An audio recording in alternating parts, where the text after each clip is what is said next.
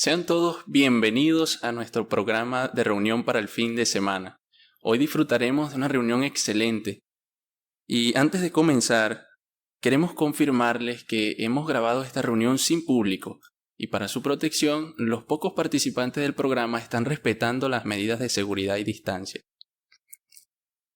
Para dar inicio de una manera muy alegre a nuestro programa para esta mañana, queremos que por favor nos acompañen a cantar la canción número 94. El tema de esta canción es Agradecidos por la palabra de Dios y está tomada de Filipenses capítulo 2, versículo 16. Luego de la canción podemos hacer una oración.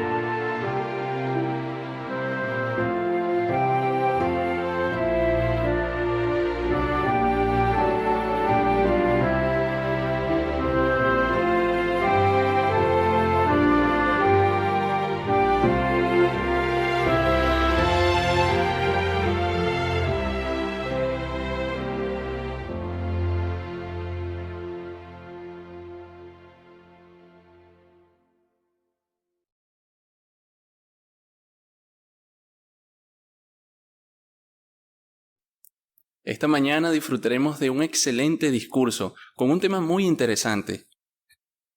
Estará presentado por nuestro hermano Omar Linares y el título de su discurso es ¿Cómo nos beneficia la sabiduría divina? Escuchemos con atención a nuestro hermano Omar. El fin justifica los medios. Eso dice la sabiduría humana. Pero la sabiduría de Dios dice que nos comportemos con honradez en todo. La sabiduría humana dice que en el camino se enderezan las cargas. Pero la sabiduría divina nos dice que antes de tomar una carga, pues consultemos a Dios.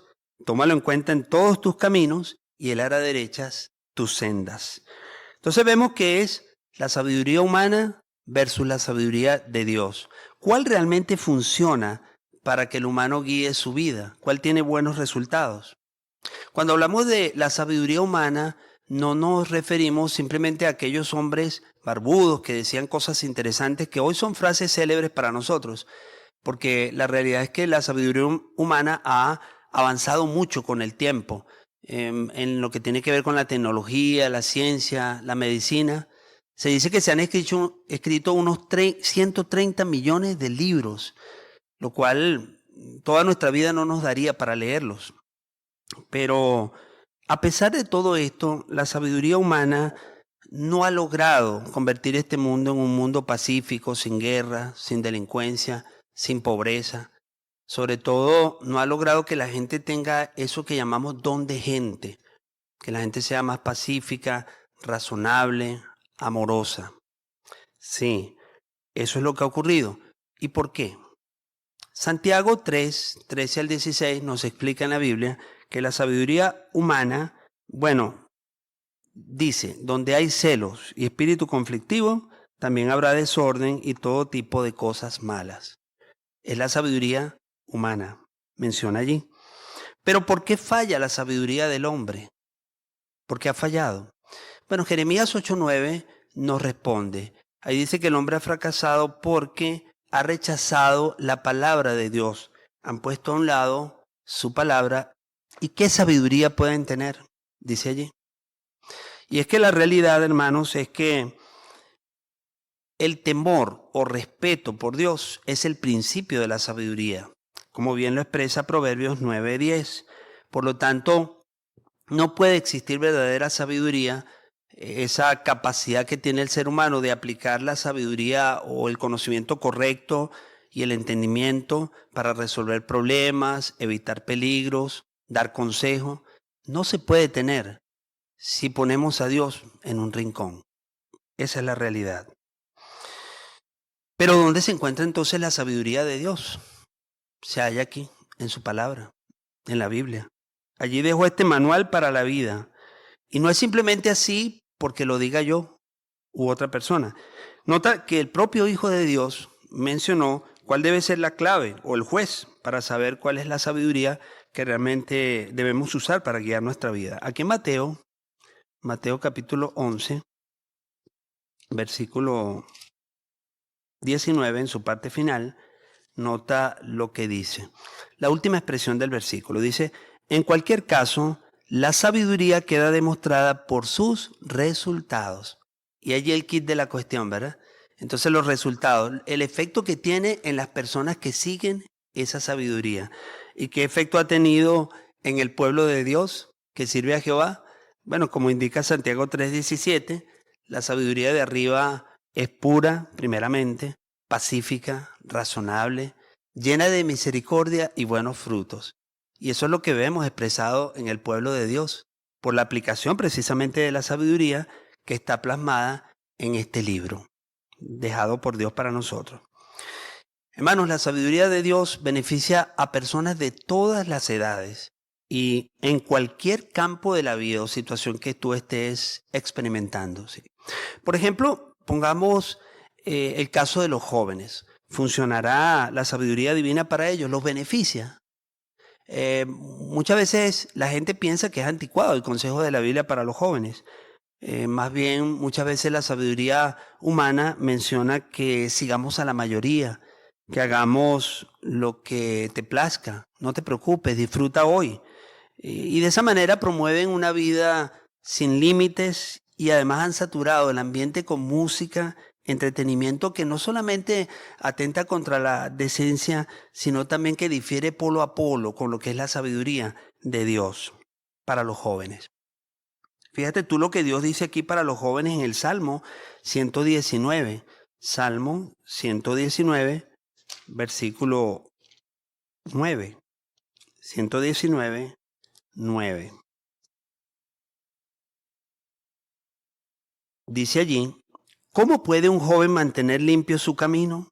Estando en guardia y actuando de acuerdo, nota, con tu palabra. Sí, con la palabra de Dios. El consejo que Dios da en la Biblia es muy bueno para los jóvenes, es el mejor. De hecho, fíjate, como un ejemplo, la Biblia pone como norma, 1 Corintios 6:18, nos invita, huyan de la inmoralidad sexual. Sí, habla de las relaciones sexuales premaritales y fuera del matrimonio.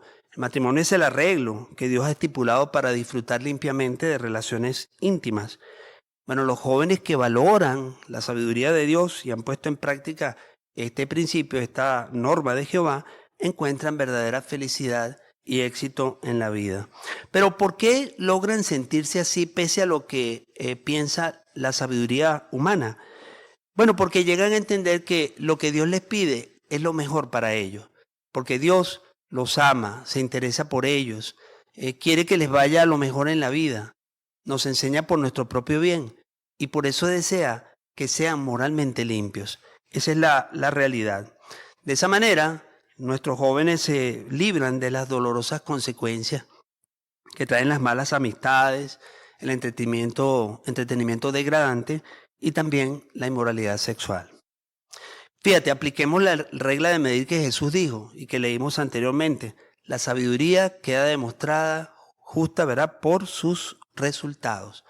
Nota la elevada proporción de divorcios en el mundo, con sus consecuentes hogares rotos, hijos que se van a la delincuencia por falta de dirección de sus padres, la prostitución, enfermedades de transmisión sexual, embarazos en la adolescencia, con sus posteriores abortos. Fíjate, 30 millones de seres humanos no ven la luz de la vida anualmente, tantos como gente vive en Venezuela. ¿Y qué hay de la violencia y los asesinatos por celos o la infidelidad? ¿Mm? Todo esto muestra que los resultados de la sabiduría humana no son buenos. No pasa la prueba. Por muy placentera que te la pinten los medios, realmente ocultan ingeniosamente los resultados desastrosos del uso indebido de algo que Dios creó para el bien del humano. Por eso estamos muy orgullosos de ustedes, jóvenes cristianos que siguen la sabiduría de Dios, la sabiduría de Jehová plasmada en su palabra. Qué bien habla la gente de su conducta, de cómo ustedes actúan. Fíjate el caso de Mbali, una joven que vive en Sudáfrica, respecto a este asunto. Ella dice: en secundaria, un chico de mi clase me acosaba para que saliera con él. Las demás chicas me presionaban para que lo hiciese. Lo cierto es que me parecía muy atractivo, pero yo ya había decidido no doblegar mis normas morales. Mis compañeras opinaban que las aventuras sexuales no tenían importancia, pero yo sí sabía lo que estaba bien y lo que estaba mal. Y ya hacía tiempo que había decidido qué hacer ante una situación así. Qué chica tan sabia, ¿verdad? Con la sabiduría divina, sí. ¿Cuáles son los resultados? Bueno, como los dice un joven llamado Adrián, de seguir la sabiduría divina, dice él, el resultado es una conciencia limpia, una buena relación con Jehová, sin tener culpa ni remordimiento por acciones pasadas. Así, cuando te cases, podrás disfrutar de relaciones íntimas sin desconfianzas, sin preocupaciones, sin remordimientos. Así que los jóvenes que conocen a Jehová, conocen su sabiduría, tienen un propósito en la vida y tienen el futuro asegurado. Es como dijo una joven llamada René: he aprendido que las cosas solo salen bien si las hacemos a la manera de Jehová. Hemos visto cómo la sabiduría divina ayuda a los jóvenes, pero puede ayudar a otras personas también. Por ejemplo, a los matrimonios les ayuda la sabiduría divina. Bueno, ¿qué dice la sabiduría humana? En muchas ocasiones nos dirá que la relación matrimonial, digamos, puede ser condicional o no se debe ver como un compromiso, sino como algo más bien pasajero. Como que escuches a tu corazón y trates de buscar tu propia felicidad, aunque eso implique romper tu matrimonio. De hecho, en algunas bodas pues se ha cambiado la expresión hasta que la muerte nos separe por hasta que el amor se nos acabe. Imagínate. Pero, ¿qué dice la sabiduría divina? Bueno, en su palabra, en la Biblia, Jehová más bien le otorga dignidad tanto al esposo y a la esposa y les pide que construyan juntos una vida matrimonial siguiendo sus consejos.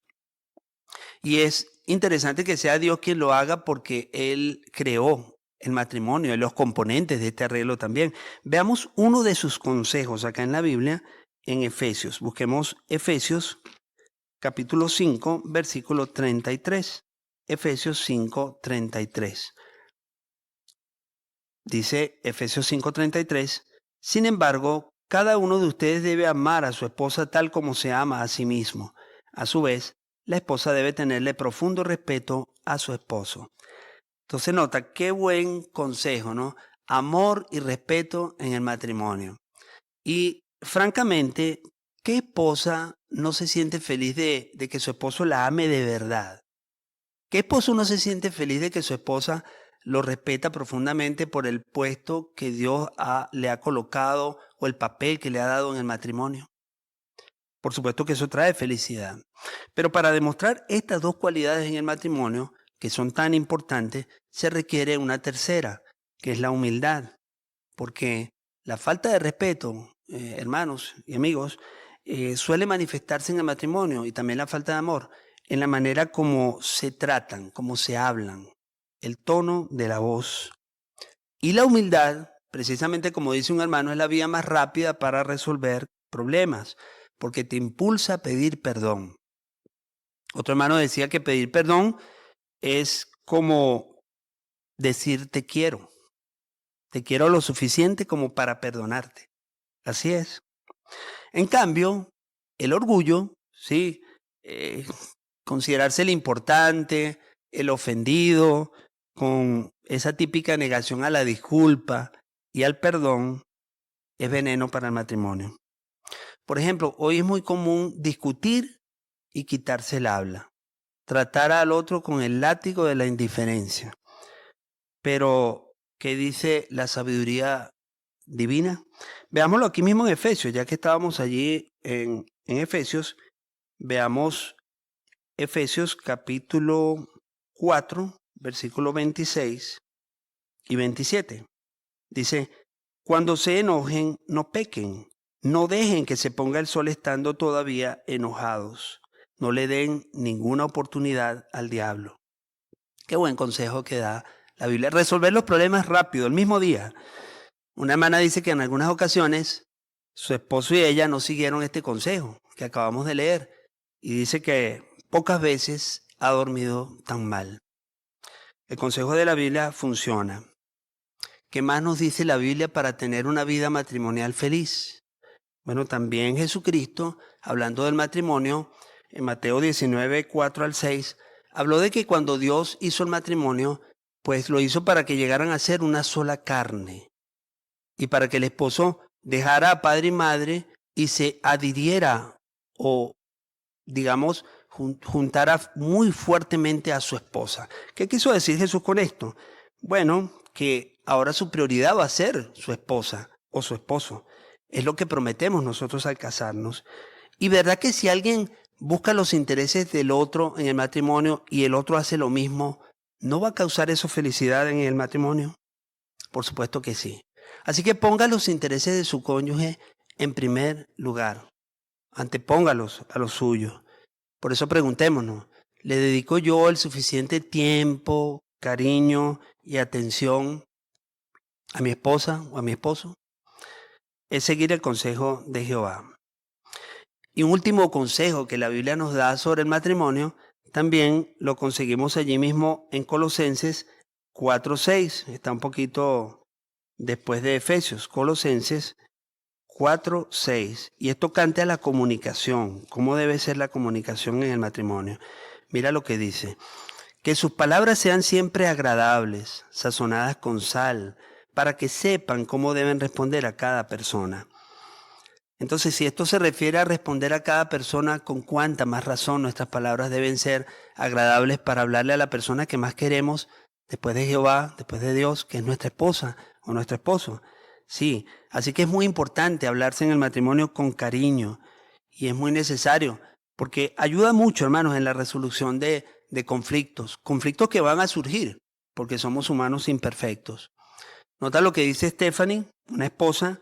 Ella dice, a nadie le gusta vivir con un rival. Por eso cuando tenemos un desacuerdo, hacemos 4 cositas, ¿no? Primero, averiguamos cuál es la causa. Segundo, oramos. Tercero, buscamos información. Y cuarto, hablamos del asunto. Luchamos los dos contra el problema, no contra nosotros. No, eso es lo que hacemos. Y hermanos, los cónyuges que aplican esa sabiduría divina, de verdad que les va muy bien, porque consiguen satisfacción, una conciencia limpia y sobre todo muestran respeto y amor por el autor del matrimonio, de ese arreglo que es Jehová. Si tú sigues la sabiduría divina en tu matrimonio, seguramente te vas a sentir como un hermano que mencionó, después de 27 años de casado. No puedo imaginar la vida sin mi esposa. Nuestro matrimonio sigue haciéndose más fuerte cada día.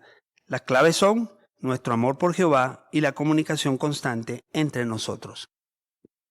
Entonces nota cómo la Biblia, la sabiduría de Dios, puede ayudarnos en muchos campos, pero no solo a los jóvenes y a los matrimonios, en todo aspecto de la vida.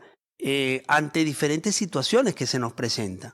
Por ejemplo, frente a las dificultades o problemas, ¿puede la sabiduría divina ayudarnos, beneficiarnos? Bueno, es bueno y esto nos viene como anillo al dedo porque son muchas las dificultades que hoy tenemos y a veces pues estas tienden a desesperarnos. Pero la sabiduría divina viene en nuestro rescate. ¿Qué nos dice en cuanto a cómo enfrentar los problemas? Nos recuerda que no tenemos que desesperarnos. Nos fortalece al mostrarnos, según el Salmo 23, que tenemos un pastor que es Jehová, que aunque, como dice el versículo 4, andemos en el valle de profunda oscuridad, como son los tiempos que vivimos ahora, no temeré ningún mal porque tú estás conmigo. Eso hace la sabiduría divina. Y vamos a ver 3 campos, brevemente, en los que la sabiduría de Dios supera a la sabiduría del mundo. Cuando tenemos problemas económicos, por ejemplo, ¿te sientes identificado con esto? Problemas económicos. Vamos a ver un versículo de la Biblia que nos ayuda a ver cómo enfrentar esta situación. Primera a los Corintios 10, 13. Primera a los Corintios 10, 13. Lo leemos. Primera a los Corintios 10, 13 dice: a ustedes no se les ha presentado ninguna tentación, y nota que cuando aquí dice tentación también se puede traducir prueba o problema. Bueno, que no sea común a todas las personas. Pero Dios es fiel y no dejará que sean tentados más allá de lo que puedan soportar, sino que cuando venga la tentación o prueba, también les dará la salida para que puedan aguantarla. Entonces, qué interesante este versículo, porque nota que Pablo no está hablando aquí, o Dios no está hablando aquí a través de Pablo, de lo que él hace antes de las pruebas o los problemas. Como diciendo, este problema no lo va a aguantar la señora María o el hermano Juan. No, está hablando de lo que Dios hace durante la prueba, durante el problema. ¿Qué es lo que él hace? Nos asegura 2 cosas. Que la prueba o el problema no va a superar nuestra capacidad para enfrentarlo. Y segundo, que nos va a dar una salida. ¿Cuál va a ser esa salida? ¿Cómo la da? Bueno, Jehová pudiera eliminar la prueba, el problema, sí, pero normalmente no es lo que ocurre. Fíjate que ahí habla que son problemas comunes a toda la humanidad. Y es cierto, hoy estamos sufriendo cosas que son comunes a todos. Pero fíjate que Pablo dice al final que él dispondrá la salida para que puedas aguantarla. De manera que no necesariamente va a quitar el problema. Esto podemos ilustrarlo con la lluvia. La lluvia es un problema para todos si estás caminando en la calle. A todos les cae. Pero la solución quizás no es quitar la lluvia. Y no es lo que ocurre frecuentemente. Probablemente tú lleves un paraguas, llevas un impermeable, consigues un techo donde guarecerte, una tienda abierta, o pasa un amigo en un vehículo y te da el aventón. Son soluciones, ¿cierto? Jehová también te va a ayudar a enfrentar la prueba, no necesariamente quitarla. ¿Cómo lo hace Dios? De varias maneras. Por ejemplo, puede consolarte en tu tribulación. ¿Cómo? Calmando tu mente, tu corazón, tus emociones, a través de su espíritu, su palabra y el alimento espiritual que nos da. También puede guiarte con su espíritu a que recuerdes pasajes bíblicos, relatos bíblicos que te ayuden a tomar una buena decisión ante el problema que estás enfrentando. Y tercero, también podría ayudarte a través de otros cristianos que con sus acciones o sus palabras pueden ser una ayuda fortalecedora en esos momentos. Entonces, es la manera como Jehová nos ayuda. Por ejemplo, fíjate, ante esta situación que vivimos, muchas personas han pensado en la posibilidad de irse a trabajar lejos de su familia, a otros países incluso. Bueno, en estos casos, pídele a Jehová también la guía y sigue sus leyes, sus principios que están expresados en relatos como el de Jacob cuando se mudó a Egipto con su familia entera ante circunstancias económicas difíciles. Noemí y su esposo también se mudaron a Moab, pero con su familia. La cosa es que algunos han cerrado los ojos quizás al riesgo que supone vivir lejos de su esposa y de sus hijos y han pagado lamentablemente muy caro el precio. Una hermana, Liliana, que pasó por esto, ella comprendió finalmente que no podía criar a su hijo a control remoto, o por mensajes escritos, audios, llamadas o videollamadas, ¿no? No puedes abrazar o besar a tu hijo por Zoom o por WhatsApp, no puedes. Por eso, padres, recuerden, lo más importante para usted debe ser las necesidades espirituales de su familia. Y tome eso en cuenta ante las decisiones que tome.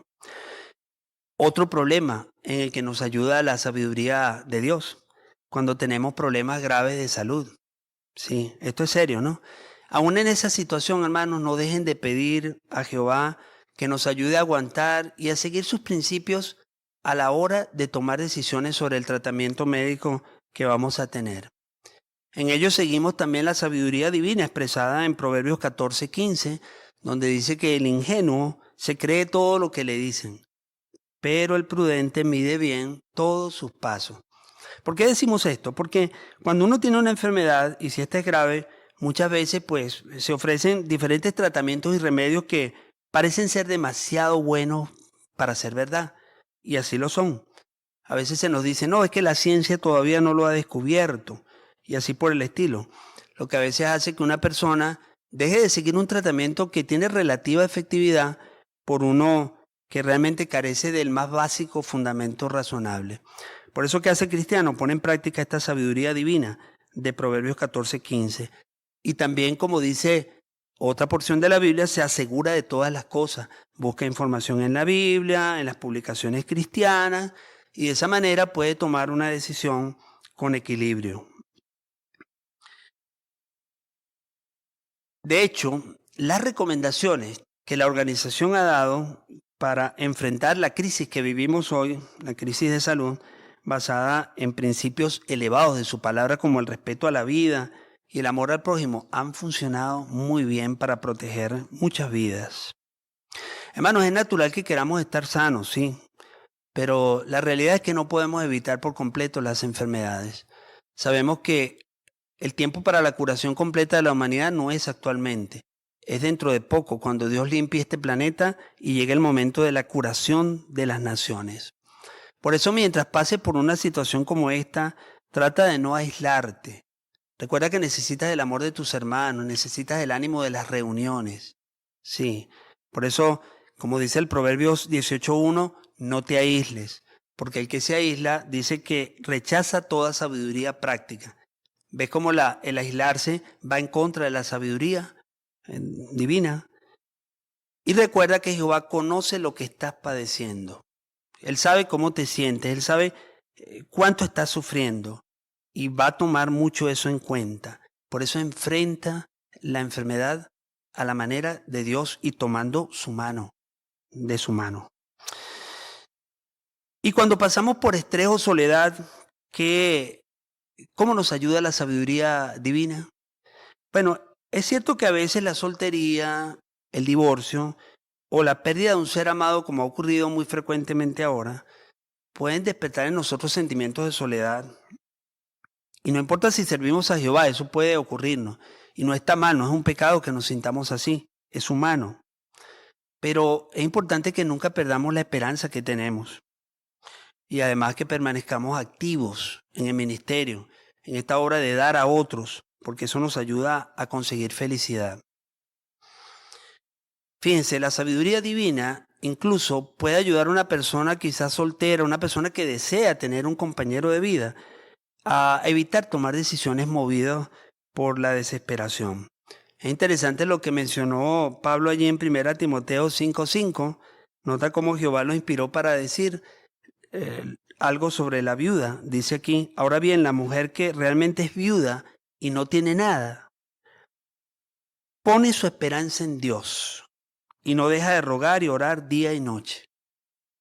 Centramos nuestra atención en que esta persona que necesitaba un esposo, sabemos lo importante que era para ella eso, pone su esperanza en Dios y sigue orando y pidiendo a Él.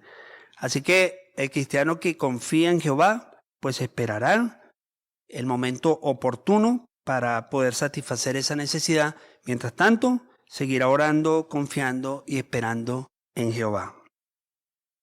Así que cuando nos sintamos desanimados, hermanos, suplíquele a Jehová que le dé su paz.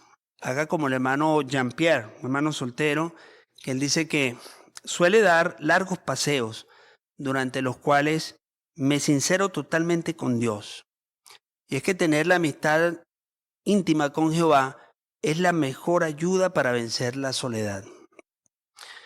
Por otra parte, hermanos, no dudemos en pedir la ayuda de nuestros hermanos. No tenemos que enfrentar la soledad o el estrés solos. Cherry, una cristiana soltera, ella dice, si le digo a los demás que me siento sola, hacen un esfuerzo por ser más amables conmigo. Otra hermana dice que ella le dice a una amiga, te puedo llamar cuando me sienta sola. Y esto le ayuda mucho. David, también, un cristiano soltero, dice que aunque él es solitario por naturaleza, me he propuesto abrirme a los demás. Entonces son consejos que han puesto en práctica cristianos, nuestros hermanos, y de esa manera han logrado enfrentar estas situaciones. Pero recordemos todos nosotros, hermanos, a estos hermanos que se sienten un poco solos, que están enfermos, que tienen sentimientos tan fuertes como estos, difíciles de superar, démosles la ayuda. Demostremos ser ese amigo que está en esos tiempos de angustia, con nuestras llamadas, con nuestras expresiones.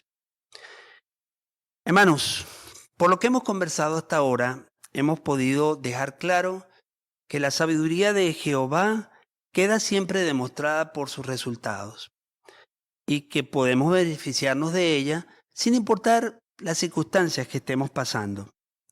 Pero quizá usted se pregunte, ¿cómo puedo obtener más de esa sabiduría? Bueno, busquémoslo aquí en Santiago en la Biblia, capítulo 1, versículo 5. Santiago 1, 5. Nota cómo puedes acceder a más sabiduría divina. Así que, si a alguno de ustedes le falta sabiduría, que se la pida constantemente a Dios y la recibirá, porque Él da generosamente a todos y sin reproches. Entonces pídele a Jehová que te dé sabiduría. Pero recuerda que esa sabiduría será proporcional al tiempo que dediques al estudio profundo y esmerado de los pensamientos de Dios. Por eso dedícate al estudio. Y si aún usted no tiene un estudio de la Biblia, pues solicite uno para comenzar a conocer la sabiduría que realmente funciona para vivir la vida que tenemos hoy. Bueno, pero no nos quedemos en la teoría. La sabiduría de Dios hay que practicarla, hay que desplegarla y confiar en que Él nos ayudará a enfrentar y a sobrellevar los problemas de ella. Por eso ahí en Santiago 3:13 hace la pregunta, ¿quién de ustedes es sabio y entendido? No dice que lo diga, dice más bien que demuestre con su buena conducta que sus obras se realizan con la pasibilidad que da la sabiduría. Sí, la sabiduría divina. Por eso, querido hermano y amigo, si conseguimos y vivimos de acuerdo con la sabiduría divina, podremos disfrutar de una amistad con Jehová ahora y siempre. Recuerda, su sabiduría es eterna y tu vida también puede serla si se guía por ella. Vaya que estamos muy agradecidos primeramente a Jehová porque es la fuente de todas las cosas buenas y es quien nos instruye, por haber utilizado a nuestro hermano Omar y presentarnos este excelente discurso. Te damos gracias por tu muy buena preparación. Sin duda aprendimos muy bien cómo la sabiduría divina nos beneficia. Y queremos aprovechar la oportunidad para invitarlos la próxima semana a disfrutar de un discurso muy bueno que lleva como tema cómo tomar buenas decisiones. Ahora, para finalizar nuestra reunión de hoy, pasaremos a la sección del estudio de la Atalaya. Disfrutemos de él. Bueno, es un placer darles la bienvenida a todos a nuestro estudio de la Atalaya. Y para dar inicio vamos a invitarles a ponerse de pie. Vamos a entonar canción 36. Cuidemos nuestro corazón. Es el tema tomado de Proverbios 4:23. Canción 36.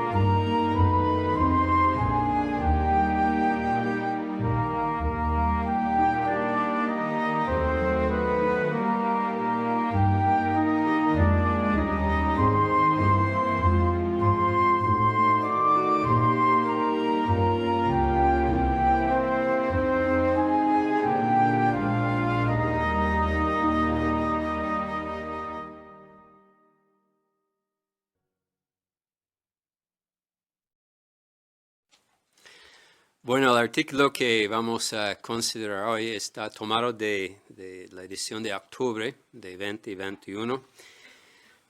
Noten el tema, lo tenemos como una pregunta. ¿Qué es el verdadero arrepentimiento? El avance nos ayuda a entender lo que vamos a analizar en este artículo. Dice, estar verdaderamente arrepentido significa más que simplemente decir que nos sentimos mal por un pecado que hemos cometido. Este artículo analizará el ejemplo del rey Acab, del rey Manasés y del hijo pródigo de la parábola de Jesús para ayudarnos a entender qué es el verdadero arrepentimiento. También analizará qué cosas deben tomar en cuenta los ancianos cuando tienen que decidir si un hermano que ha cometido un pecado grave está arrepentido de verdad. El texto temático tomado de Lucas 5:32 nos ayuda también a entender el punto de vista de Jehová que Jesús reflejó cuando andaba en la tierra y todavía esa es la meta. ¿Qué dice? Lucas 5:32. He venido a llamar a pecadores para que se arrepientan. Entonces vamos a disfrutar mucho del análisis, vamos a contestar la pregunta, ¿qué es el verdadero arrepentimiento? Invitamos al hermano Lara que nos lea los párrafos 1 y 2, por favor. Hablemos de dos reyes de tiempos bíblicos. Uno gobernó en Israel, el reino de 10 tribus, y el otro en Judá, el reino de 2 tribus. Aunque vivieron en épocas diferentes, tuvieron mucho en común. Los dos reyes se rebelaron contra Jehová, hicieron pecar a su pueblo, adoraron a dioses falsos y cometieron asesinatos. Pero hubo algo que los hizo diferentes. Mientras que uno siguió haciendo cosas malas hasta el día de su muerte, el otro se arrepintió de las cosas terribles que había hecho y fue perdonado. ¿De quiénes hablamos?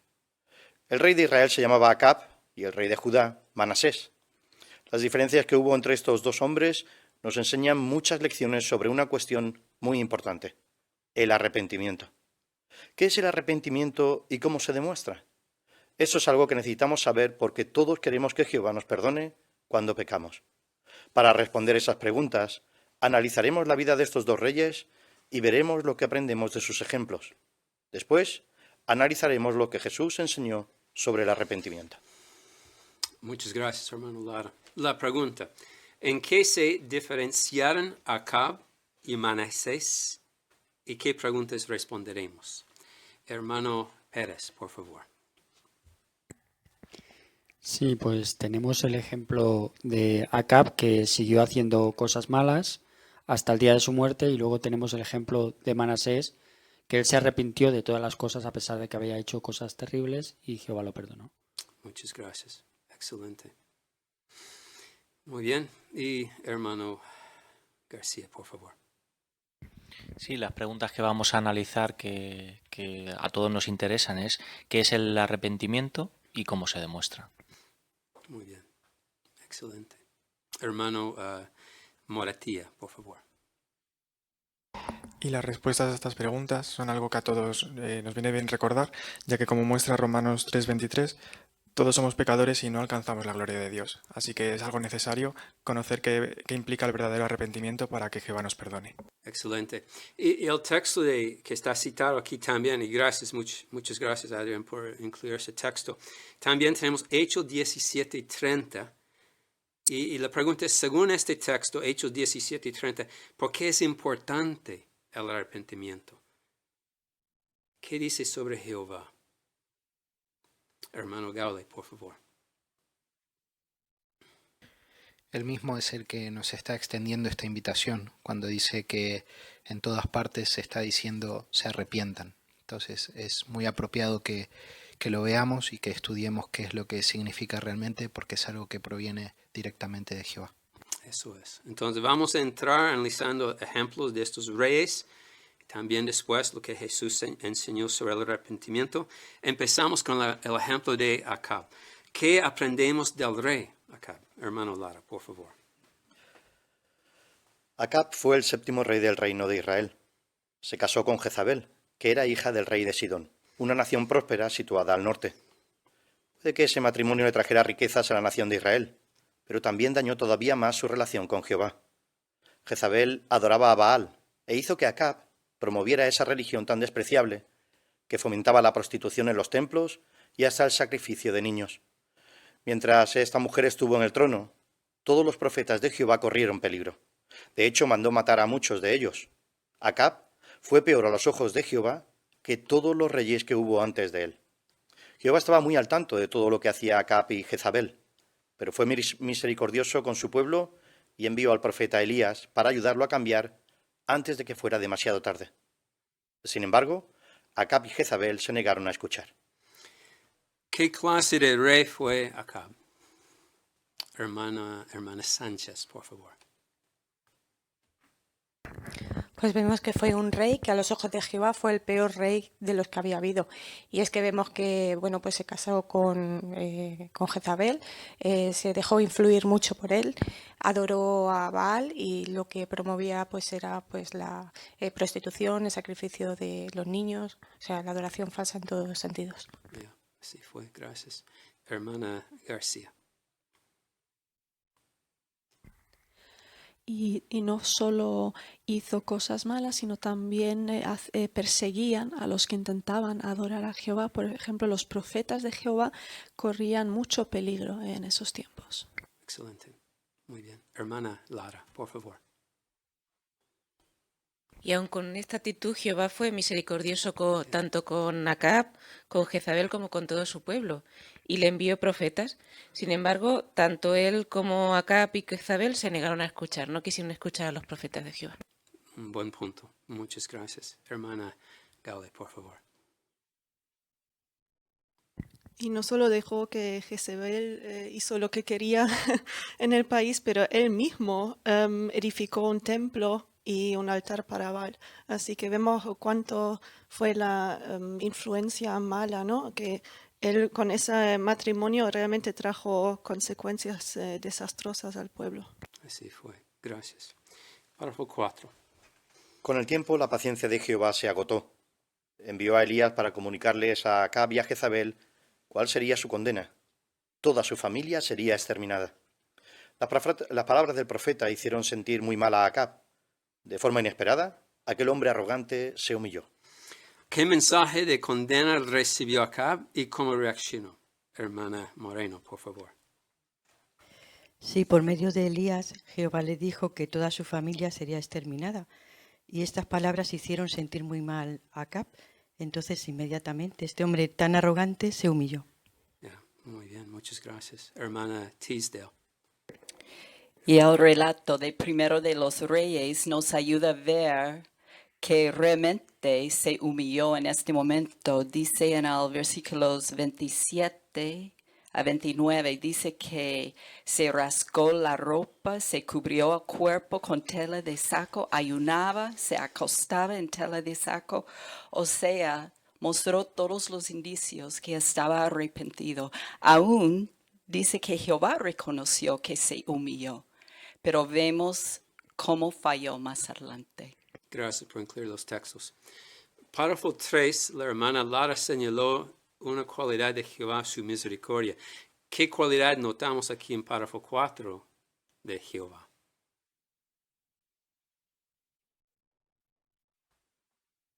Hermana Church, por favor. La paciencia, porque a pesar de haber estado persiguiendo a sus profetas, siguió intentando hasta que Elías le dio este mensaje. Y viendo la reacción inicial que él tuvo, pues Jehová decidió no traer la calamidad mientras él viviese. Gracias. Párrafos 5 y 6, por favor. Aunque en ese momento Acab reaccionó con humildad, lo que después se hizo demostró que no estaba arrepentido de verdad. No intentó acabar con la adoración a Baal en Israel ni animó al pueblo a adorar a Jehová. Además, hizo otras cosas que mostraban que no estaba arrepentido. Más tarde, cuando le pidió al buen rey Jehoshafat de Judá que luchara junto a él contra los sirios, Jehoshafat sugirió que primero consultaran a un profeta de Jehová. Al principio, Acab rechazó la idea diciendo: «Todavía queda un hombre por medio de quien podemos consultar a Jehová, pero yo lo odio, porque las cosas que profetiza sobre mí nunca son buenas, solo son malas». Aún así, consultaron al profeta Micaya, y éste le anunció a Acab que sufriría una calamidad. En lugar de arrepentirse y pedirle a Jehová que lo perdonara, el malvado rey Acab metió a Micaya en prisión.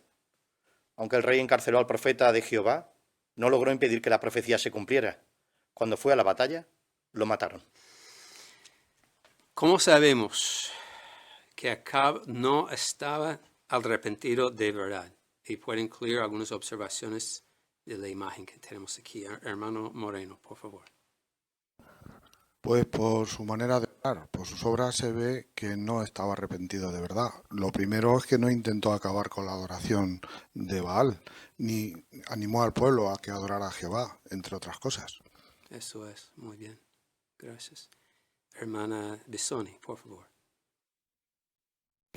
El hecho que no intentó de poner remedio a sus acciones y tampoco animó a otro, nos enseña que él no había cambiado idea sobre su manera de actuar. Entonces, eso no era una demostración de arrepentimiento. Eso es. Y la imagen que notamos, qué acción que está haciendo, que nos demostró que está arrepentido. Hermano Pintado, por favor. Pues además envió al profeta de Jehová a la prisión. O sea, no solamente no quiso consultarle porque dice que lo que le decía no le gustaba, sino que dijo, métenla en prisión. Así fue. Hermano Church, por favor. Y también hablando de este profeta, decía que yo lo odio, hablando del profeta Micaya. Había dicho algo parecido sobre Elías. Decía, me encontraste enemigo mío. Pues tenía un problema con los representantes de Jehová, con los profetas de Jehová. Odiaba a los que querían ayudarle. Ya, excelente. Buen punto. Hermana Para, por favor.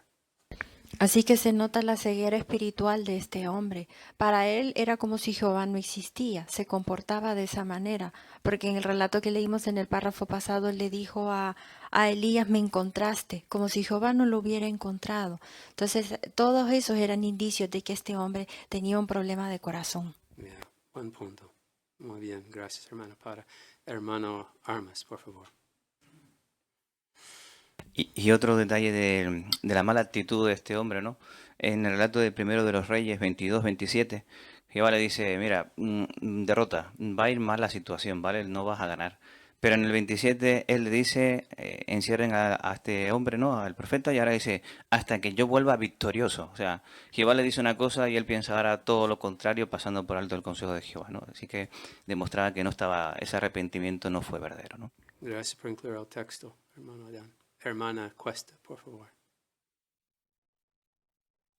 Y del ejemplo de Acab aprendemos que cuando cometemos un pecado, Jehová espera que nos arrepintamos, pero las demostraciones de arrepentimiento deben ir en consecuencia a la gravedad del pecado que cometemos. Buen punto, muy, muy importante. Es una lección muy importante que sacamos del artículo que estamos analizando. Muchas gracias.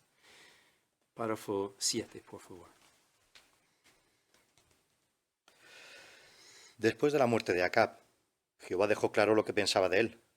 Cuando el buen rey Jehoshafat regresó sano y salvo a su casa, Jehová envió al profeta Jehú para que lo reprendiera por haberse aliado con Acab. Le dijo, ¿crees que está bien que ayudes a los malos y ames a los que odian a Jehová? Pensemos en esto. Si Acab se hubiera arrepentido de verdad, seguro que el profeta no lo habría incluido entre los malos y los que odian a Jehová. Así que está claro que, aunque Acab lamentó hasta cierto grado lo que había hecho, nunca se arrepintió del todo. ¿Qué dijo Jehová sobre Acab después de su muerte? Hermano Cuesta. Pues lo que él pensaba sobre él. Las palabras son claramente duras porque dice, ¿crees que está bien que ayudes a los malos y ames a los que odian a Jehová? Son las palabras que envió mediante el profeta Jehú a Jehoshafat, que se había aliado con él. Daba claramente a entender de que lo consideraba como alguien que le odiaba a Jehová mismo. Por lo tanto, no era un buen concepto que tenía sobre él. Sí fue, gracias. Hermano García, por favor. Sí, vemos al final del párrafo una impactante lección, ¿no? Porque dice que está claro que aunque Acab se lamentó, pues hasta cierto grado por lo que había hecho, nunca se arrepintió del todo. Entonces, aunque tuvo pesar, eso no era verdadero arrepentimiento, porque el verdadero arrepentimiento debe envolver un cambio en la actitud de la persona, un cambio de las acciones, cosa que no pasó en el caso de Acab. Yeah. Gracias por sacar la lección. Muy bueno. Gracias. Párrafo 8, por favor. ¿Qué aprendemos del ejemplo de Acab? Cuando Elías le anunció el castigo que iba a sufrir su familia, Acab al principio se humilló. Ese fue un buen primer paso, pero los pasos que dio después demostraron que no estaba arrepentido de corazón. Esto nos enseña que el verdadero arrepentimiento implica más que simplemente decir que nos sentimos mal por lo que hemos hecho. Veamos ahora otro ejemplo que nos ayudará a entenderlo. ¿Qué nos enseña el ejemplo de Acab sobre el arrepentimiento? Hermano Sánchez. Porque el arrepentimiento genuino va más allá de los simples sentimientos. Uno debe sentirse mal, reconocer que se ha equivocado, pero ahora debe demostrarlo con sus obras. Así es. Muchas gracias. Hermano Para. Uno quizás se imagina que él se sentía mal por lo que le iba a pasar, quizá el castigo o la vergüenza de que lo desenmascararan ahí en público, pero en realidad vemos que en su corazón, en sus sentimientos, él no llegó a odiar lo malo que había hecho, no cambió de parecer, no cambió de rumbo, y eso nos da una lección moral. Muy bien, gracias. Ejemplo de Acab. Lecciones para todos de nosotros, ¿no? Y los ancianos también, que vamos a analizar más adelante, que puedan aprender del ejemplo de él. ¿Qué aprendemos del rey Manasés? Párrafo 8, por favor. O 9, disculpe. Unos 200 años después, Manasés llegó a ser rey de Judá. Puede que sus pecados fueran peores que los de Acab. La Biblia dice que hizo a gran escala lo que estaba mal a los ojos de Jehová para provocarlo. Construyó altares a dioses falsos y hasta puso en el santo templo de Jehová una imagen tallada de un poste sagrado, probablemente un símbolo del culto al sexo. Usó la adivinación y practicó magia y hechicería. También derramó muchísima sangre inocente. Asesinó a muchas personas e incluso a sus propios hijos los quemó en el fuego como sacrificio a dioses falsos. ¿Qué clase de rey fue Manasés? Hermana Bisoni, por favor. Consiguió ser hasta peor, porque sí hizo cosas horribles como quemar sus hijos en el fuego y adorar a dioses falsos, pero también la Biblia dice claramente que la manera que tenía que hacerlo era para provocar a Jehová. O sea, él de verdad estaba haciendo todas estas cosas para provocar hacer algo contra de Jehová. Buen punto. Gracias, hermana. Hermano Pintaro, por favor. En el relato de segundo de las Crónicas 33:3 hay un detalle muy interesante. Dice que él llegó a inclinarse o a adorar a todo el ejército de los cielos. O sea, él adoró a todo lo que no era Jehová y además hizo que el pueblo hiciera lo mismo. Incluyó a otros en sus pecados para que también participaran. Un detalle muy importante. Gracias, hermano Pintaro. Hermana Church, por favor. En 2 Reyes 21, 10 y 11 vemos la gravedad con la que Jehová veía los actos de él, porque dice que había hecho todas estas cosas detestables y que se había portado peor que todos los amorreos antes que él. Además había sido responsable de que Judá pecase en una nación entera. Así que se había portado definitivamente incluso peor que Acán. Gracias. Buen punto. Hermano Pérez, por favor. Sí, notamos que era el rey, o sea que su mal ejemplo afectó a todo el pueblo, ¿no? Dice el versículo 9 del capítulo 33 que siguió descarriando a Judá y a todos los habitantes de Jerusalén. Incluso llegaron a hacer cosas peores que las naciones por las cuales Jehová había condenado en la tierra que estaban ocupando o habían ocupado. Gracias. Ahora vamos a pasar al párrafo 10, por favor. Igual que Acab, Manasés se negó a hacer caso a las advertencias que Jehová le dio mediante sus profetas. Finalmente, Jehová hizo que los jefes del ejército del rey de Asiria vinieran contra ellos, es decir, contra Judá. Capturaron a Manasés con garfios, lo sujetaron con 2 grilletes de cobre y se lo llevaron a Babilonia. Parece ser que mientras estuvo allí cautivo allí, reflexionó en lo que había hecho. Estuvo humillándose profundamente delante del Dios de sus antepasados. Pero hizo algo más. Le suplicó a Jehová su Dios y le siguió orando. Aquel hombre malvado estaba cambiando. Empezó a ver a Jehová como su Dios y le oró una y otra vez. ¿Cómo disciplinó Jehová a Manasés y cómo reaccionó el rey? Hermana Sánchez, por favor. Pues vemos que aunque al principio no hizo caso, cuando Asiria fue y lo capturó, lo puso con garfios, con grilletes, ahora él, pues fuera de su lugar, empieza a reflexionar, empieza a orar y se humilla ante Jehová. Y para Jehová eso no pasó desapercibido, esas oraciones fueron escuchadas, vio lo que había en el corazón y ahora pues ve su arrepentimiento. Gracias, hermana Sánchez. Hermana Gowley, por favor. Lo que vimos antes se inclinó delante de todos los dioses posibles, pero ahora en 2 de Crónicas 33, versículo 12, vemos que mencionó a Jehová su Dios, así que volvió a ver a Jehová como su Dios verdadero. Ahí vemos también un cambio grande. Buen punto. Muchas gracias, hermana Gowley. Hermana Armas, por favor. Y unas palabras donde también podemos notar la sinceridad de sus sentimientos es cuando dice en 2 de los Crónicas 33, el versículo ahora 13, dice que Jehová se sintió conmovido por su ruego. Así que Jehová, que puede leer el corazón, pudo ver que aquellas oraciones, que aquellos sentimientos estaban siendo verdaderos. Me encantan esas dos palabras que usaba, sinceridad y verdadero. Muy importante. Muy bueno. Gracias, hermana Armas. Hermana Tisdale, por favor. Sí, y lo que vemos en letra negrita nos enseña que no fue un acto solamente, sino vez tras vez. Así que vemos como él era diferente que Acab, como que de verdad tenía este cambio de actitud y como que vemos está empezando con las obras para mostrar arrepentimiento sincero. Excelente. Buena observación. Hermano Gowley, por favor. Y lo que me sorprende también es la actitud de Jehová, porque habíamos visto en párrafos anteriores que lo que hacía Manasés era para provocar a Jehová, para lastimarlo, era contra él directamente todo lo que hacía. Y aún así Jehová en esta ocasión, cuando él ve que se humillaba y seguía orando, vio que su corazón cambiaba y estuvo dispuesto a perdonarlo porque sabía que se estaba arrepintiendo. Gracias por incluir este punto, el ejemplo de Jehová. Hermano Church, por favor. Y podemos comparar todo esto con la actitud de Acab, porque cuando Jehová decía a Elías, ¿has visto cómo se ha humillado? Se ha humillado.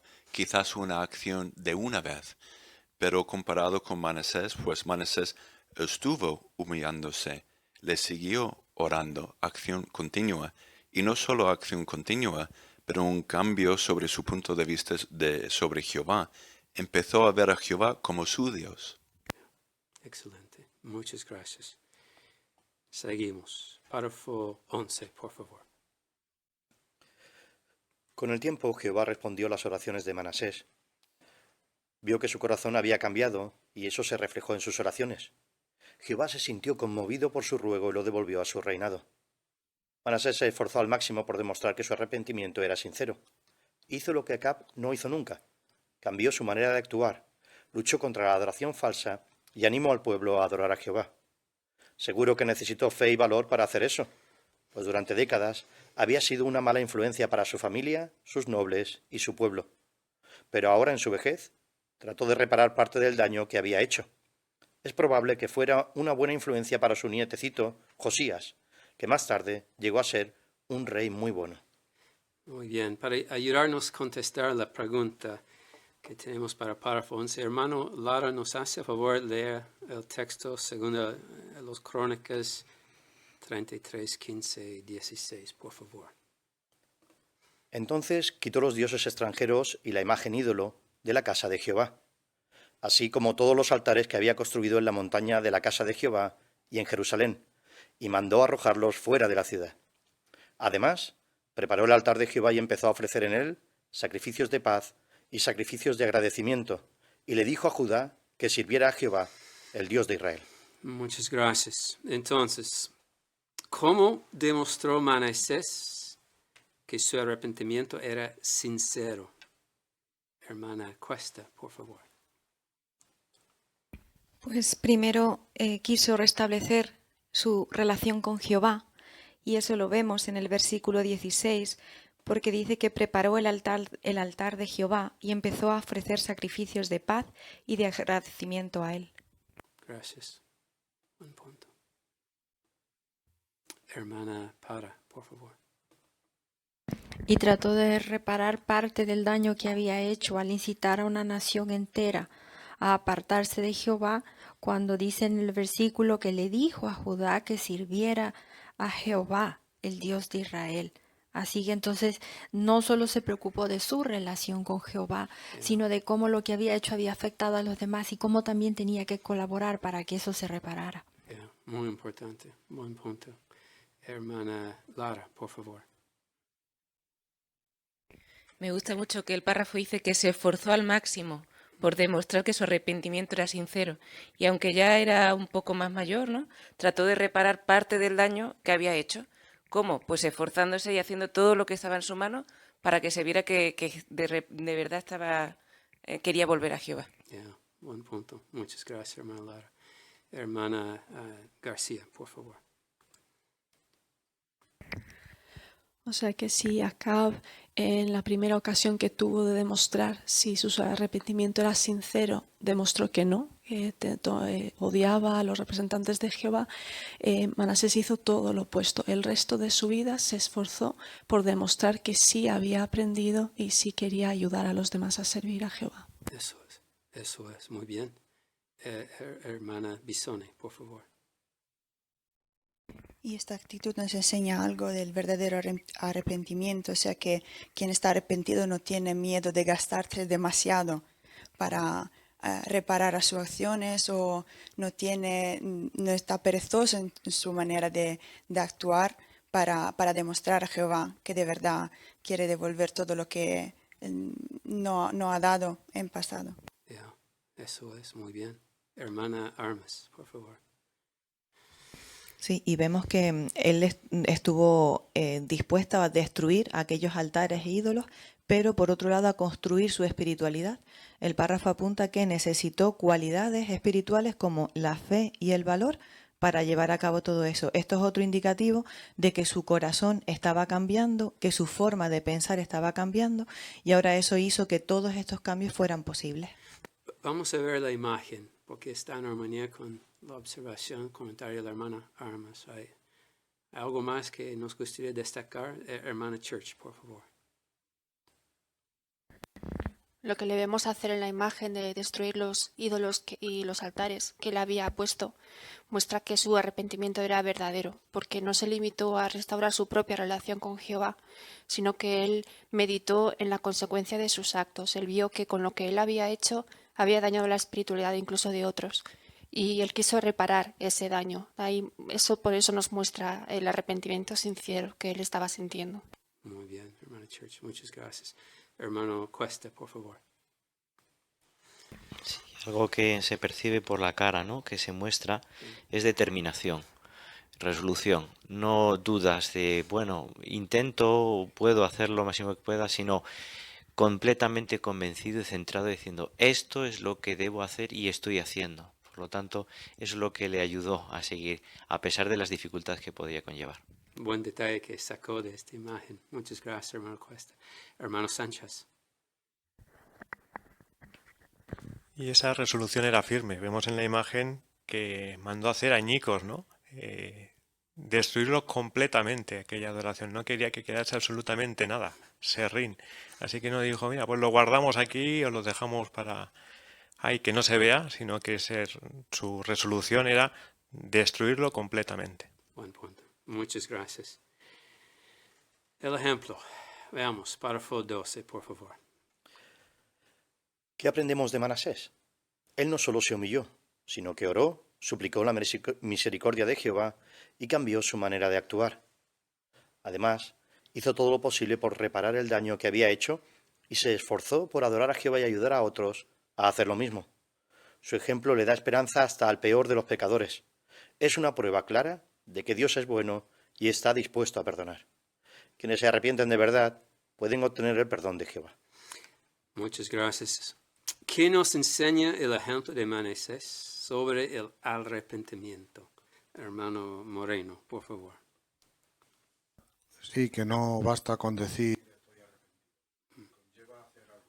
como el caso de Manasés, que se humilló, empezó a adorar a Jehová y hizo todo lo posible por reparar lo que había hecho mal, y ahora lo que hace es esforzarse por adorar a Jehová y además a ayudar a otros a que también lo hagan. Ese es un buen punto. Muchas gracias, hermano Moreno. Hermano Armas, por favor. Y otra idea es que, como menciona el párrafo, impresiona, ¿no?, cómo Jehová actúa, ¿no?, y cómo Jehová perdona. Lo que dice el Salmo 86:5, que Jehová es bueno y está dispuesto a perdonar. Al final dice, Jehová lo hace de forma inmensa. En el caso de Manasés lo demuestra que hasta en el peor de los pecadores, no importa, Jehová puede demostrar compasión y es perdonador. Buen punto. Muchas gracias. Hermano Moretillo, por favor. Sí, vemos también la paciencia y misericordia de Jehová, porque como hemos visto, Manasés estuvo durante décadas actuando de esta manera, pero vemos como no lo dio por perdido y vemos como nunca es tarde para cambiar. Eso es, hermano Pintaro. El Salmo 86:5 dice en su segunda parte que Jehová muestra su amor leal a los que le llaman, ¿no? ¿Cómo llamó Manasés a Jehová? El párrafo dice que le oró. Aunque él se sentía mal por lo que había hecho, eso no le restó o no le quitó de comunicarse con Jehová, llamarle, hablar con él en la oración para decir lo mal que lo había hecho. Pero en el caso de Acab no hemos leído que hiciera esto, ¿no? Aunque se sentía mal, ese sentimiento no le llevó a llamar a Jehová, a orarle, ¿no? Por eso la oración es algo que sin duda da a entender que alguien se ha arrepentido, porque aunque se siente mal, le ora a Jehová para pedir y suplicar el perdón. Muy bien, gracias. El párrafo 13 se encuentra una ilustración muy buena, un ejemplo para ayudarnos, ¿no? Captar el punto. Párrafo 13, por favor. Como hemos visto, Manasés hizo más que simplemente lamentarse por sus pecados. Esto nos enseña una lección muy importante. Para entenderla, pensemos en el siguiente ejemplo. Imaginemos que vamos a una panadería y pedimos un pastel, pero en vez de un pastel nos dan un huevo. ¿Nos conformaríamos con eso? Claro que no. ¿Y si el panadero se justificara diciendo que el huevo es un ingrediente importante del pastel? Aún así, no nos bastaría. De manera parecida, Jehová le pide a quien comete un pecado que se arrepienta de verdad. Si la persona se siente mal por su pecado, hace bien, pues es una parte importante del arrepentimiento. Pero no basta con eso. Para ver qué más se necesita, analicemos una conmovedora parábola que Jesús relató. ¿Qué ejemplo nos ayuda a entender una lección muy importante sobre el arrepentimiento? Vamos a buscar los cocineros. Hermana Sánchez, por favor. Pues aquí nos pone a imaginar, ¿no?, de que vamos a una panadería, queremos un pastel y ahora no nos dan un pastel, sino que nos dan un huevo. Bueno, no nos vamos a conformar con eso porque queremos el pastel. Sin embargo, ahora el panadero nos dice que es un ingrediente que es importante para hacer el pastel. Pero bueno, eso no es para nosotros lo importante. Pues para Jehová pasa igual con el arrepentimiento. Es verdad que nos podemos sentir mal y eso está bien, pero para Jehová no le vale solo con ese sentimiento, quiere un arrepentimiento de verdad. Gracias por este resumen, hermana Sánchez. Excelente. Hermano Cuesta, por favor. Y es que es muy ilustrativo porque con un huevo también se puede hacer una tortilla y no tiene nada que ver con un pastel. Por lo tanto, no significa nada. Es decir, es algo muy definido. Deseamos es un pastel. Jehová quiere eso. Quiere un verdadero arrepentimiento. No basta con, uy, qué pena, qué lástima. Eso puede significar cualquier otra cosa que no tiene nada que ver con el arrepentimiento. Por lo tanto, es claramente distinguible lo que Jehová desea realmente. Muy bien. Ahora hemos aprendido sobre el ejemplo de Acab, Manasés. Siguiente ejemplo que tenemos es el hijo del parábola de Jesús, el hijo pródigo. Y vamos a analizar bajo este subtema, cómo saber si alguien está arrepentido de verdad. Hermano Lara, lea párrafo 14, por favor. Jesús contó una conmovedora historia sobre un hijo perdido, que podemos leer en Lucas 15, versículos del 11 al 32. un joven se rebeló contra su padre y se fue de su casa y viajó a un país lejano.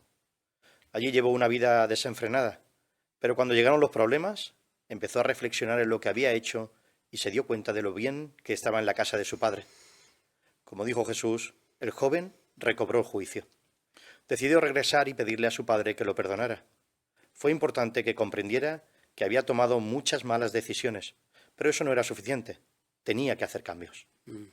¿Cómo empezó a demostrar al hijo perdido de la parábola de Jesús que estaba arrepentido?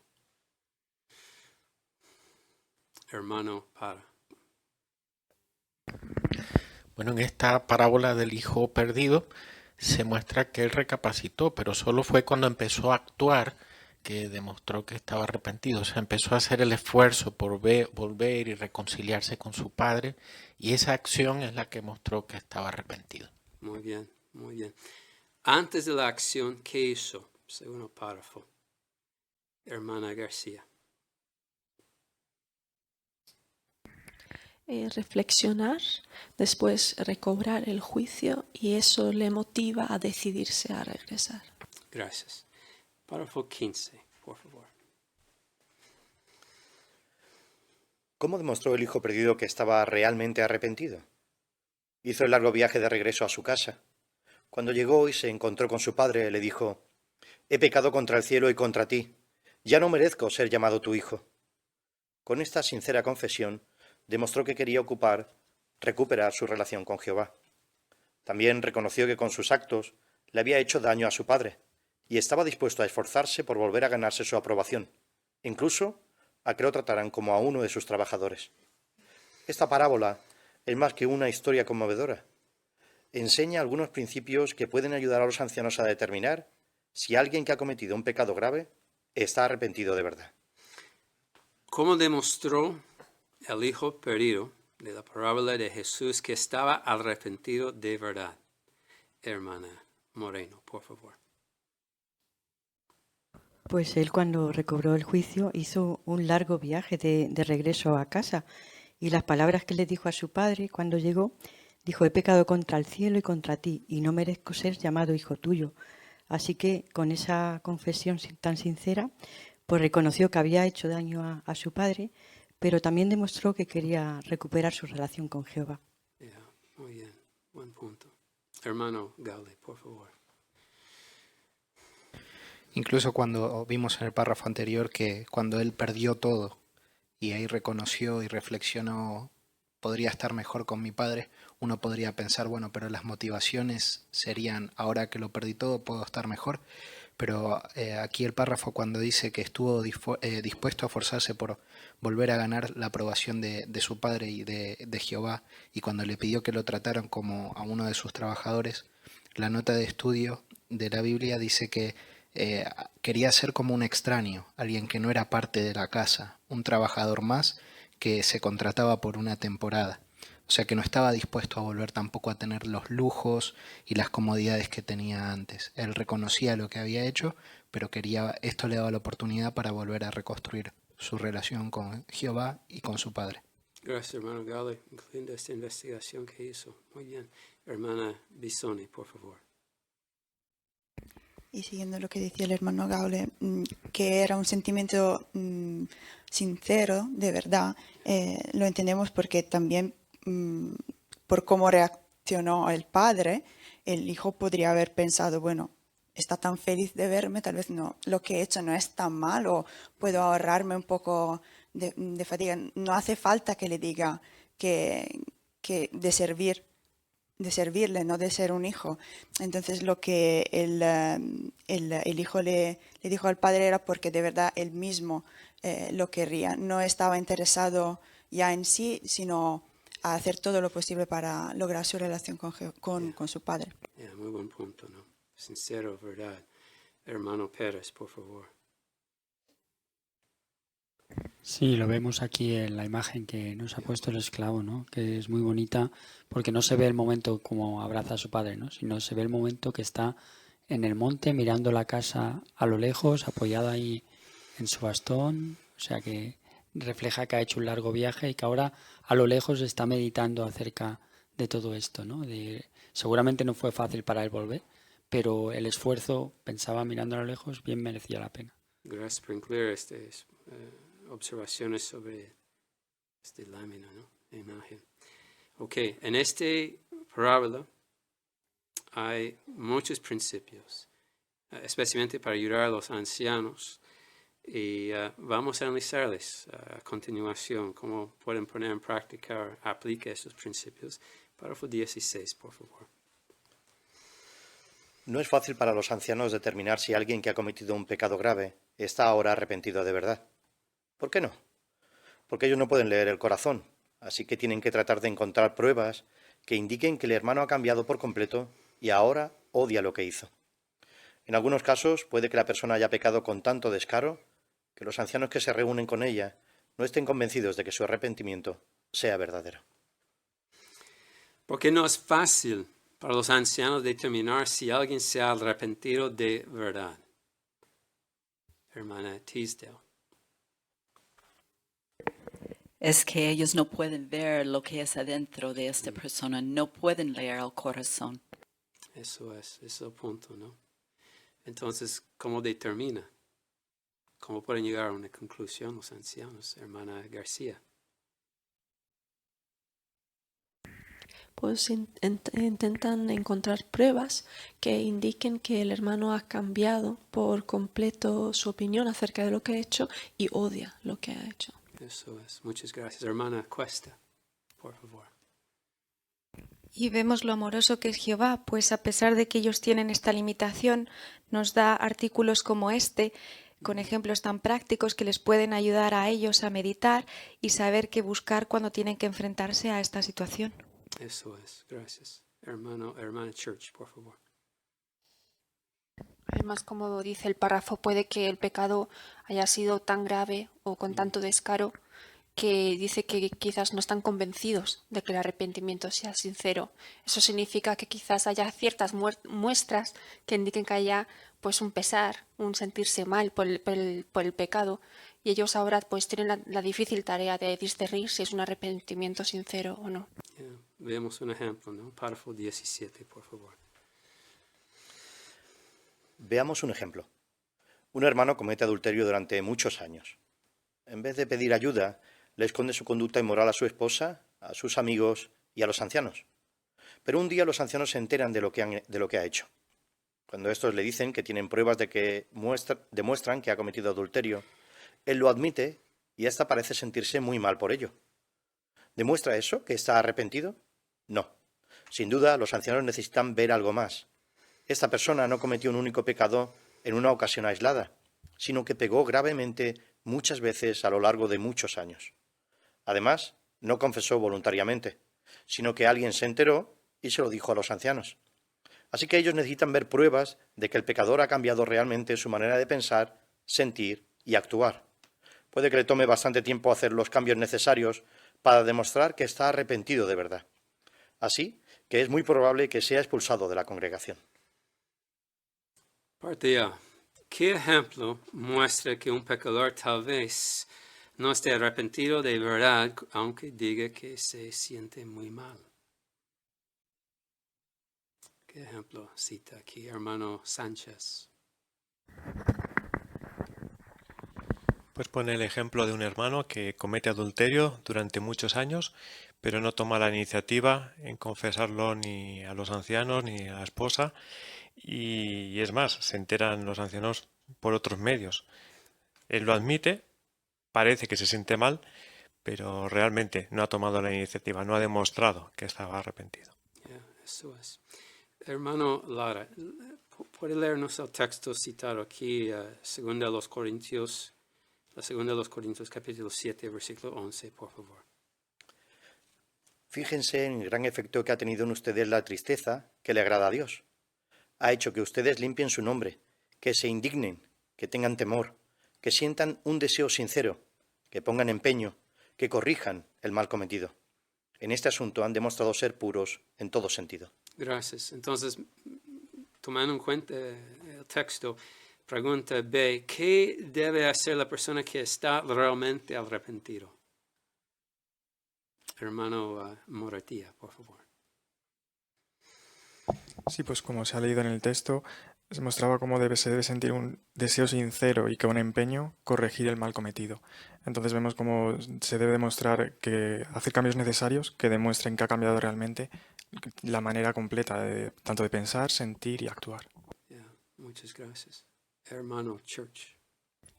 Y estos cambios que vemos en este texto requieren tiempo, pues quizás la persona está lejos de las justas normas de Jehová que necesitan tiempo o mucho tiempo a hacer los cambios apropiados. Un punto muy importante, ¿no? Hermana Armas, por favor. Sí, y me ha gustado muchísimo la expresión del texto cuando dice, fíjense ahora en la tristeza que le agrada a Dios. Es decir, la persona, como dice el párrafo en este ejemplo, lo mínimo es que se sienta mal. Es que si no se siente mal, ya como se decía en el párrafo anterior, es un pecado con descaro, ¿no? Pero ahora hasta incluso la forma de entristecernos debe ser que le agrade a Dios. Y ahí es cuando lleva ahora, cuando uno se siente realmente triste de esa manera, es cuando se motivan las personas los cambios ahora que tiene que efectuar. Excelente. Gracias. Hermano Gowley, por favor. Por eso la Biblia deja muy claro estas dos diferentes tipos de tristeza. La tristeza que puede expresar el mundo, que es como en el caso que vimos de Asano, por una consecuencia y porque había quedado expuesto. Y esta otra tristeza que es la que le agrada a Dios, la del verdadero arrepentimiento. Eso es. Muy bien. Muchas gracias. Párrafo 18, por favor. ¿Cómo demuestra un expulsado que está arrepentido de verdad? Debe asistir a las reuniones con regularidad y seguir el consejo de los ancianos de tener buenos hábitos de oración y estudio de la Biblia. También debe hacer todo lo posible para evitar las cosas que podrían llevarlo de nuevo a pecar. Si se esfuerza por reparar su relación con Jehová, puede estar seguro de que Él lo perdonará por completo y de que los ancianos lo ayudarán a volver a la congregación. Claro está, los ancianos saben que cada caso es único, así que analizan con cuidado cada situación y procuran no juzgar con dureza. ¿Cómo demuestra un expulsado que está arrepentido de verdad y cuál será el resultado? Hermano Para. Bueno, un expulsado debe asistir a las reuniones con regularidad, tomar en cuenta lo que le dicen los ancianos, mejorar sus hábitos, orarle a Jehová, pedirle ayuda, perdón, estudiar la Biblia, cambiar de rumbo, dejar de hacer lo malo que hizo, el pecado. Y puede tener la seguridad de que Jehová está ansioso por recibirlo, como el padre del hijo perdido. Si este expulsado da los pasos por volver, Jehová y la congregación estarán felices de recibirlo. Esa es la actitud, ¿no? La congregación. Qué bien. Hermano Cuesta. Claro, el objetivo de todas estas obras es reparar su relación con Jehová. Sabe lo que ha perdido. Y lo vemos con el ejemplo de Manasés, que lo que quiso fue restablecer esa relación. Y por lo tanto, como consecuencia, vemos todas esas acciones, todas esas obras, esa determinación por hacerlas. Y es por ello que Jehová entonces sí acepta esto. Gracias por incluir esta reflexión sobre Manasés.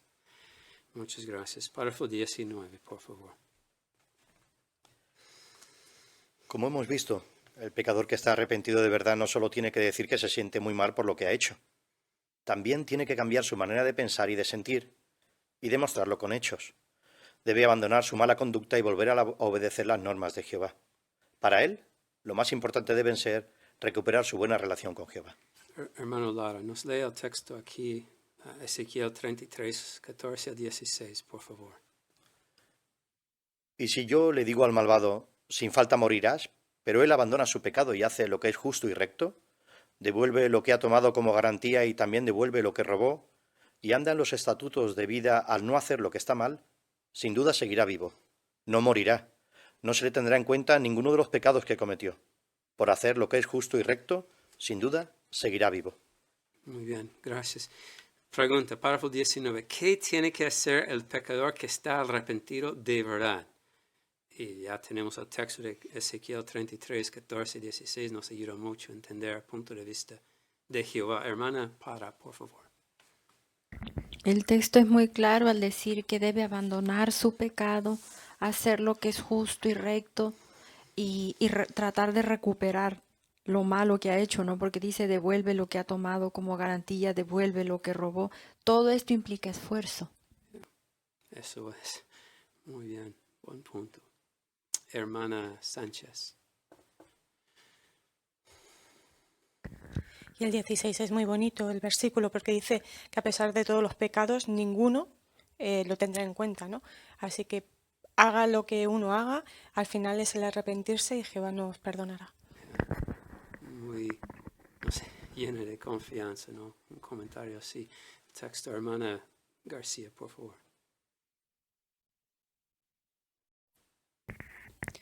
Y también me gusta lo que dice la última frase, que lo más importante para esta persona es recuperar su buena relación con Jehová. Y eso es la meta cuando intenta empezar este derrotero de cambiar y recibir el arrepentimiento. Muy bien, muchas gracias. Meta. Noten el subtema. Ayudemos a los pecadores a arrepentirse. Párrafos 20 y 21, por favor. Jesús explicó cuál era una parte importante de su ministerio al decir, he venido a llamar a pecadores para que se arrepientan. Ese también debe ser nuestro deseo. Entonces, ¿qué debemos hacer si nos enteramos de que un amigo nuestro ha cometido un pecado grave? Si tratamos de ocultar su pecado, lo único que lograremos es hacerle daño a nuestro amigo. De todos modos, eso no va a servir de nada, pues Jehová lo ve todo. Podemos ayudar a nuestro amigo diciéndole que los ancianos quieren ayudarlo. Y si no quiere confesárselo, debemos hablar nosotros con ellos. Así demostraremos que de verdad queremos ayudarlo. Su amistad con Jehová está en juego. ¿Cómo podemos ayudar a alguien que ha cometido un pecado grave? Hermana Cuesta. En Lucas 5:32 leemos que Jehová no deja de amarnos porque hayamos pecado. Por eso nos extiende la invitación de que nos arrepintamos. Así nosotros debemos demostrar ese mismo amor leal por nuestros hermanos, invitándoles, animándoles a que expresen a los ancianos el pecado que han cometido. Gracias. Muchas gracias. Hermano Sánchez. Y es necesario que lo hagamos porque, como dice Proverbios 28:13, al que esconde sus pecados no le irá bien. Y al que los confiese y los abandona, se le muestra misericordia. Queremos que a nuestros amigos, a nuestros hermanos, les vaya bien, porque el bien viene de Jehová, así que es importante que se atienda el asunto y se le dé atención. Muy bien. Hermana Bisoni. También el párrafo nos dice que si el hermano no quiere confesarlo, bueno, entonces debemos hablar nosotros con los ancianos. Y esto es porque de verdad nos damos cuenta de lo que está en juego, o sea, su amistad con Jehová y su vida. Primer paso. Nos da cuenta un amigo, un hermano. ¿Cuál es el primer paso que debemos tomar? Solo para tenerlo en mente. Nos da cuenta que alguien ha cometido un pecado. ¿Qué debemos hacer? Hermano Moreno, por favor. El primer paso que podíamos dar es hablar con él y animarle a que hable con los ancianos. Muy bien, excelente. Esto es solo para los ancianos. ¿Tiene esta responsabilidad? Hermana Church. Todos los siervos de Jehová tenemos esa responsabilidad. Por amor a nuestros hermanos y por amor a Jehová, queremos que conserven su relación con Jehová limpia, la congregación esté limpia también. Así que cualquiera de nosotros podría llegar a enterarse de una situación así y así es como podemos ayudar, hablando con el hermano o la hermana para que lo hablen con los ancianos. Eso es. Tenemos el ejemplo de Jesucristo. Lucas 5:32. ¿Cuál es el ejemplo que nos dejó Jesús para nosotros? Hermano Para. Él mismo ayudó a los pecadores, les mostró que el camino estaba abierto para que regresaran, así lo dijo. No he venido a llamar justos, sino a pecadores para que se arrepientan. Así es. Muy bien, muchas gracias. Párrafo 22. Ahora bien, ¿y si alguien ha estado cometiendo un pecado grave durante mucho tiempo y los ancianos deciden expulsarlo? ¿Significa esto que no lo han tratado con misericordia? En el siguiente artículo Analizaremos que Jehová disciplina con misericordia a los pecadores y cómo podemos seguir su ejemplo. Muchas gracias, hermano Lara. Excelente su lectura. Estamos muy agradecidos por su manera de enseñar. Párrafo 22, que analizaremos en el siguiente artículo. Hermana Moreno, por favor. Sí, vamos a ver cómo Jehová disciplina con misericordia a los pecadores y cómo nosotros podemos seguir su ejemplo. Excelente, muchas gracias. Tenemos 3 preguntas para ayudarnos a captar los puntos principales, las lecciones. ¿Qué respondería? Primero, ¿qué nos enseña el ejemplo del rey Acab sobre el arrepentimiento? Hermana Sánchez. Bueno, pues aunque Acab se sintió en un momento pues arrepentido, luego al final no lo demostró y Jehová le puso como persona mala. Pues eso nos enseña a nosotros a que no solo tengamos a veces sentimientos de arrepentimiento, sino que lo que tengamos son hechos para demostrarlo. Gracias, hermana Sánchez. Faltaba sinceridad, ¿no? Acab. Segundo, ¿qué muestra que el rey Manasés estaba arrepentido de verdad? Hermano Cuesta. Sí, vimos todos los pasos que él tomó, su determinación de rechazar lo que había hecho, luego restablecer bien su relación con Jehová, cómo se mantuvo en constante oración y se humilló de tal manera de que se demostró de que realmente él quería acercarse y restablecer su adoración por Jehová. Yeah. Un punto que me llamó la atención fue cómo él enseñó a su nieto de lo que fue lo mejor, ¿no? Servir a Jehová. Sin duda compartió sus lecciones de su vida y el hijo el nieto llegó a ser un anciano o un rey bueno, ¿no? Y por último, ¿qué nos enseña sobre el arrepentimiento del hijo perdido de la parábola de Jesús? Hermana Lara, por favor.